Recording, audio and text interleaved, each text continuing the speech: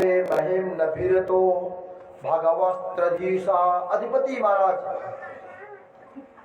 सच्चित आनंद स्वरूप त्रिलोकीनाथ, तीनों लोगों को चराचर को चराने वाले,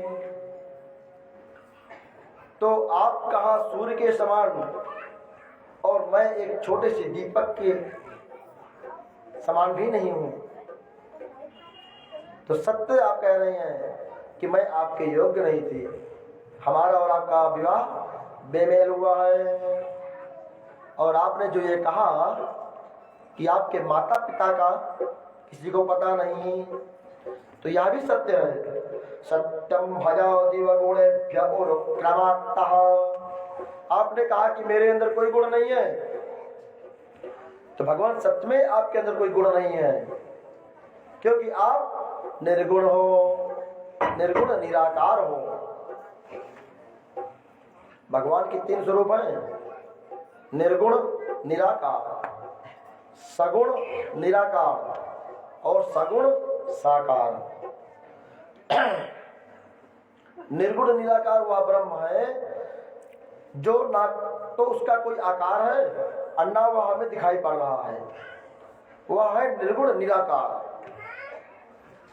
और सगुण निराकार वह है जैसे वायु है, वायु का हमें गुण दिखाई पड़ता है।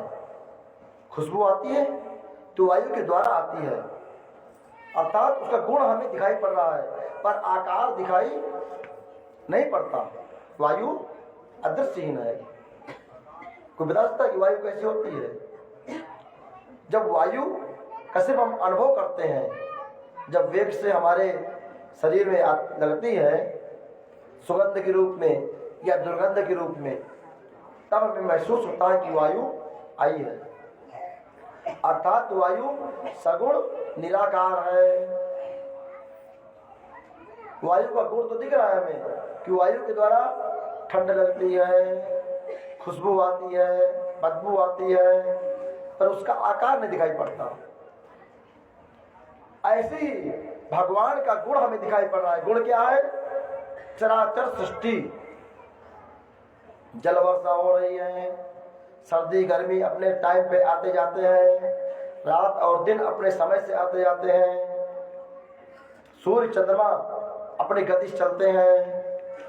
मतलब भगवान की जो बनाई हुई सृष्टि है अर्थात गुण, वह हमें दिख रहा है, पर वह ब्रह्म नहीं दिख रहा।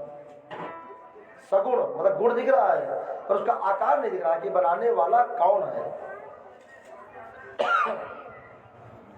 और जैसे कोई चीज हमें बन के हमारे सामने आ गई तो उसका गुण भी दिख रहा है और आकार भी दिख रहा है। इस माइक का काम क्या है? इसका गुण क्या है?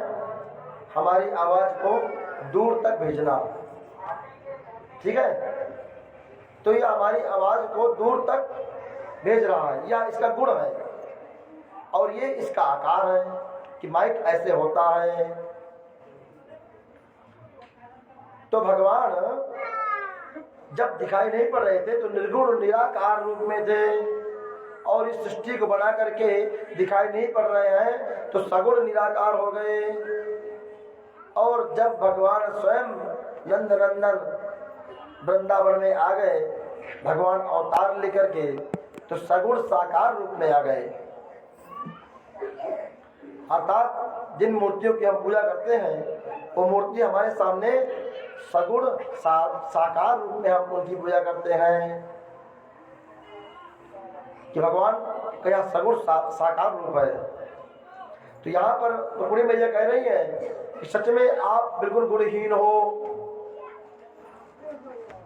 सत्यम भयादिव, आप सत्य कह रहे हैं कि मेरे अंदर कोई गुण नहीं है। गुणोभ्य उरुक्रामात्, आप निर्गुण निराकार हो। सेते समुद्र उपलम्भन मात्र आत्मा नित्यम कदिंद्रिय गणैकृत विग्रहत्वम्। आपके माता पिता का पता सच में नहीं है, क्योंकि आप अजन्मा हो, आप जन्म नहीं लेते हो। सारी सृष्टि आपके द्वारा ही उत्पन्न हुई है। त्वत्पाद पद्म मकरंदजुषा मुनीनाम। जिन पाद की रज के पाने के लिए जुषा मुनि नाम तमाम ऋषि मुनि गण आपको ध्यान करते हैं और आपको पार नहीं पाते। वार्तास्फुटम नपसुभिर्ननु दुर्विभाव्यम यसमादलौकिक विवेहितमेश्वरस्या भूमस्तवेहितमतो अनुये भवन्तम। कि महाराज आपके गुणों को कोई पा नहीं